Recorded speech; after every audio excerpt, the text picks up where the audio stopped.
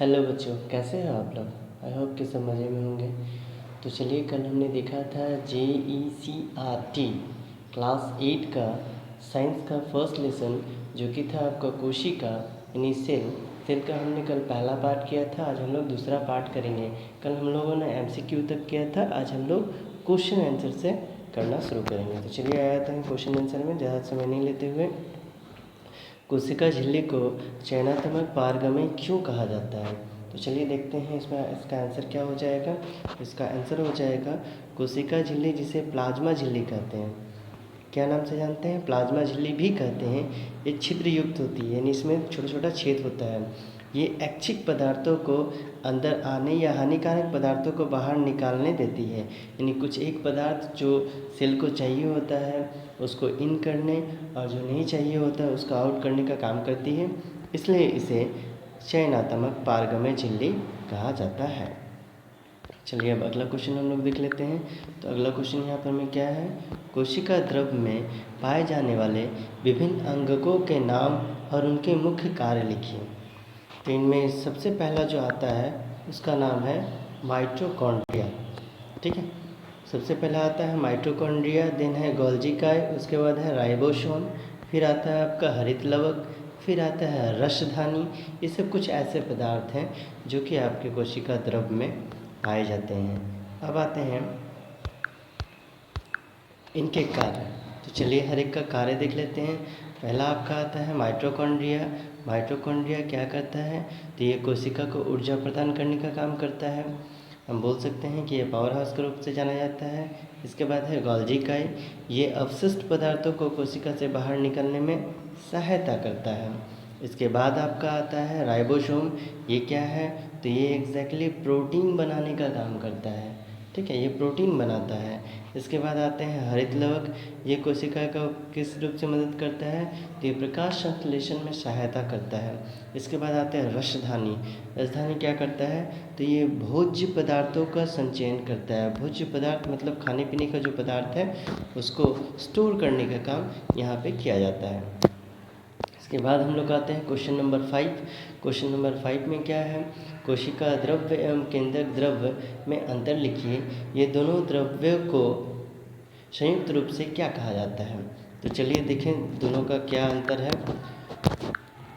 सबसे पहले हम लोग आते हैं कोशिका द्रव्य में। यह एक जेली जैसा पदार्थ है। ये कैसा होता है? तो एक जेल के टाइप का पदार्थ होता है जो कोशिका झिल्ली एवं केंद्रक, कोशिका झिल्ली और केंद्रक दोनों के बीच में पाया जाता है। ये दानेदार होता है और अर्ध तरल। अर्ध तरल कहने का मतलब है पेस्ट टाइप का ये होता है।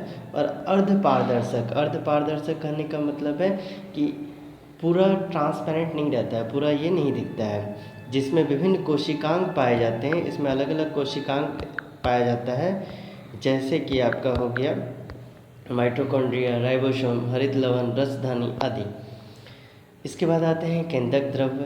केंद्रक झिल्ली के अंदर पाया जाने वाला द्रव्य को, यानी केंद्रक झिल्ली जो होता है ये इस टाइप से झिल्ली है, इसके अंदर एक लिक्विड पाया जाता है।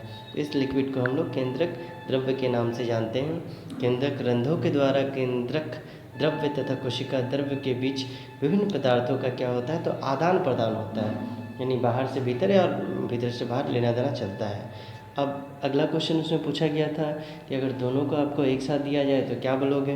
तो केंद्रक द्रव्य और कोशिका द्रव्य को अगर मिला दें तो उसे हम लोग जीव द्रव्य के नाम से जानते हैं। ठीक है, चलिए अगला देखते हैं।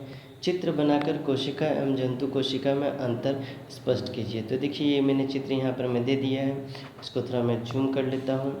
अब यहाँ पर मैं देखिए रिक्तिका जो होता है, आप यहाँ पर मैं देख रहे हैं जंतु कोशिका, और ये देखिए एक तरफ हो गया आपका जंतु कोशिका और एक तरफ हो गया आपका पौध कोशिका। दोनों में देखिए एक ठो में राइबोसोम है, एक ठो में राइबोसोम गायब है, एक में अंतर्द्रवी जालिका पाया जा रहा है और दूसरा में देखिए अंतर्द्रवी जालिका का जो साइज है वो अलग है। हरित लवक एक में पाया जा रहा है। आप राइट साइड में देखेंगे तो ये हो गया आपका जंतु कोशिका, ये जो है ये पौध कोशिका है, ये जंतु कोशिका है। जंतु कोशिका में आपका हरित लवक नहीं पाया जाता है, जबकि पौध कोशिका में हरित लवक पाया जाता है। आप कोशिका द्रव्य देखेंगे तो जंतु कोशिका में आपको दिख रहा है कोशिका द्रव्य, इसमें है क्या? तो इसमें आपको कोशिका द्रव, हाँ इसमें भी दिख रहा है, इसके अंदर भी है। केंद्रक तो आपको दोनों में पाया जाता है। अब यहाँ पर मैं देखिए कोशिका झिल्ली का बात करते हैं, तो यहाँ पर मैं जंतु वाला में आपको प्लाज्मा झिल्ली देखने को मिलता है, और यहाँ पर में आपको क्या होता है कि यहाँ पर में आपको कोशिका झिल्ली देखने को मिलता है। ये देखिए कोशिका झिल्ली देखने को मिलता है। माइटोकॉन्ड्रिया दोनों में अवेलेबल है, ठीक है। और क्या क्या अंतर है, हरित गोल्जिका जो है वो दोनों में अवेलेबल है। अंतःद्रवी जालिका जो है वो दोनों में अवेलेबल है, ठीक है। तो इसको मैंने फिगर के द्वारा बताया है, आप क्या करना है इसको पॉइंट वाइज लिख लोगे।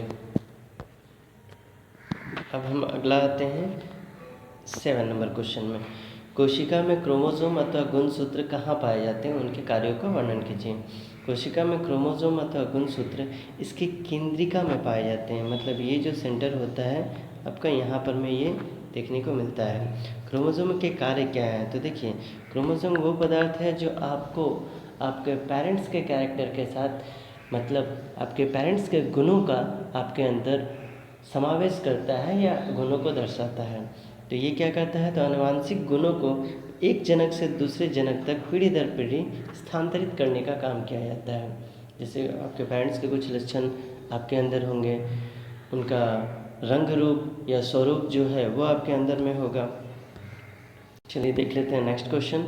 नेक्स्ट क्वेश्चन में है पौध कोशिका में कोशिका भित्ति का क्या कार्य है। पौध, देखिए हम लोग जानते हैं कि पौधे चल नहीं सकते, इसलिए ताप में परिवर्तन, पौधे चल नहीं सकते इसलिए जब ताप में परिवर्तन होता है तो तीव्र गति से चलने वाले वायु या वायुमंडलीय नमी आदि विभिन्न परिवर्तनों से सुरक्षा के लिए पौधा की कोशिकीय झिल्ली के बाहर एक मोटी परत होती है। अब देखिए चूँकि टेम्परेचर में अगर चेंजेस हो रहा है, हवा का अगर रुख बदल रहा है या हवा अगर स्पीड हो रहा है, तो इससे क्या होगा, तो इससे पौधा में तो इफेक्ट होगा ही।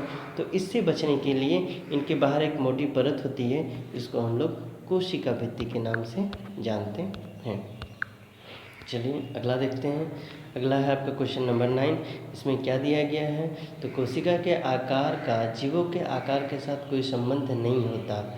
क्या आप इससे सहमत हैं? यदि हाँ तो अपने उत्तर को स्पष्ट कीजिए। तो देखिए कोशिका का आकार अगर सब में अलग अलग होता है, मतलब अगर आप बोलोगे कि बड़ा वाला जो जानवर है उसमें बड़ा, बहुत बड़ा कोशिका रहेगा, या छोटा वाला है तो बहुत छोटा रहेगा, ऐसा कुछ नहीं है। आप घर बड़ा बनाओ या छोटा बनाओ, ईटा का जो साइज रहता है सब में इक्वल रहता है, तो अंतर कहाँ आपको देखने को मिलेगा। आप अगर 2 तल्ला बना रहे हो तो उसमें नंबर ऑफ जो ईटा है वो आपका बढ़ जाता है। तो यहाँ पर में ऐसा कुछ नहीं होता है। देखिए क्या है आंसर, हाँ मैं इससे सहमत हूँ।